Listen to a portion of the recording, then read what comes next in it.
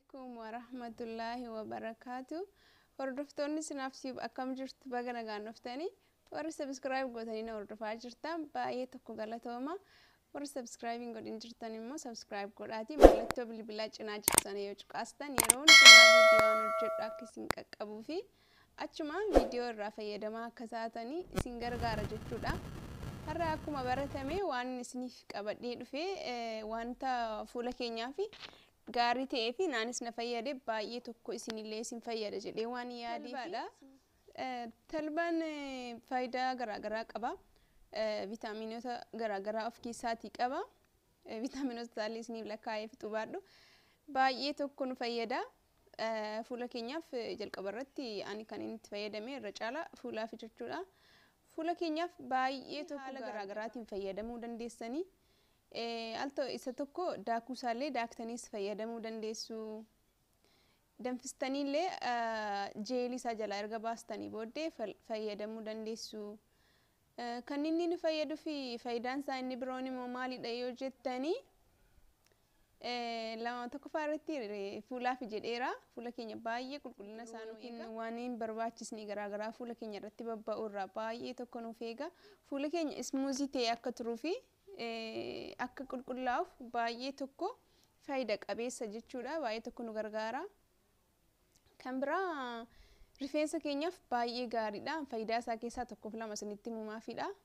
Rifeensa keenyaafis akkasuma baay'ee tokko nu fayyada. Baay'ee tokko akka kondiishineriitti illee fayyadamuu ni dandeenya. Kan biraa maalidha warri furdina qannasuu barbaadanii furdina qannasuuf baay'ee tokko ni fayyada jechuudha. Kan biraa daajeshiiniidhaafis akkasuma ni fayyada. Daajeshiinii yeroo isin jedhu nyaata daajestii akka ta'uuf jechuudha. Baay'ee tokko nu fayyada.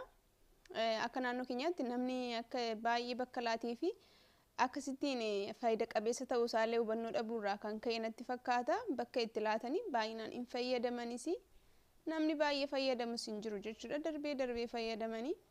Kanaaf nyaataafis baay'ee tokko egaa talbaa kanarraa akkamiin godha amma gara hojii isaatiitti darbaa jirra gatii ta'ee fi maankiyaa shorbaa 2-3 fudhachuu dandeessan. Anama maankiyaa shorbaa 2 fudhadha waanuman ammaaf fayyadamu qofa gatiin hojjetachuu barbaaduuf jechuudha. Ammoo isinitti tole fayyadamuu dandeessu jechuudha. Kunoo anama akkasitti hamma kanan fayyadama jechuudha. Waan itti naqxanii jechuudha. Abiddarra gochuuf hin deema. Kanatti erga qopheeffattanii talbaa akkasitti naqxanii jechuudha. Kun argaa jirtan kana. Akkuma isinitti mul'achaa jiru kana kunoo talbaa amma abiddarra godheera jechuudha. Akka inni danfu ni eegdanii.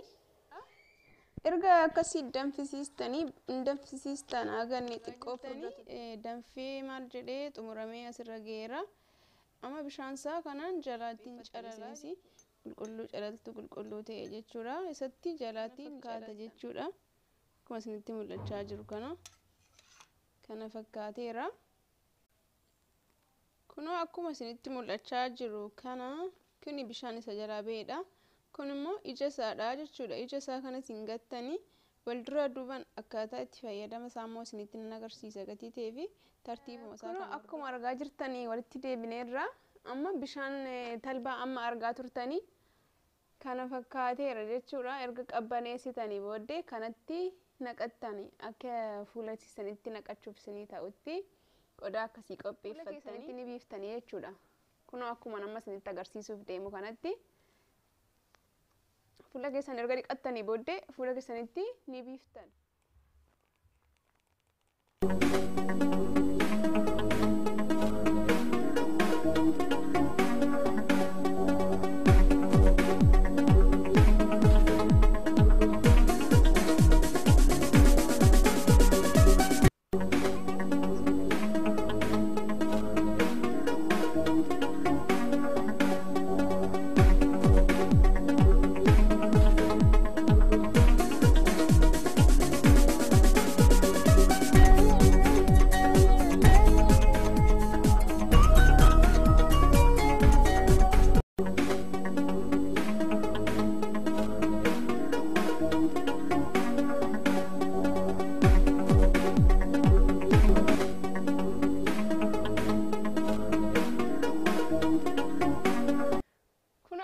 erga fira sukkumtanii daqiiqaa 5 fira tursiistanii amma daqiiqaa 5 fira tursiisee booddee isinitti fuula keessanitti daqiiqaa 5 fira tursiistanii sooftii man fuula keessanirraa ni xaragdanii jechuudha akka kanatti kun akkuma argaartan kan.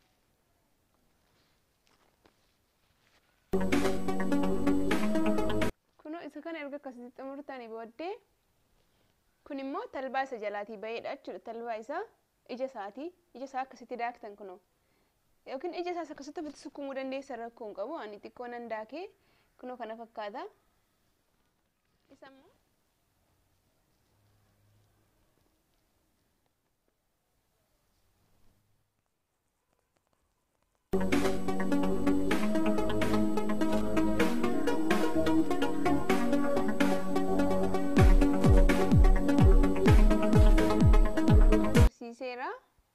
dhiqadhee waan ni fakkaatu immoo walumaan akkuma argaa jirtan xumuree isinitti deebi'een jira. Baay'ee tokko isinitti tola.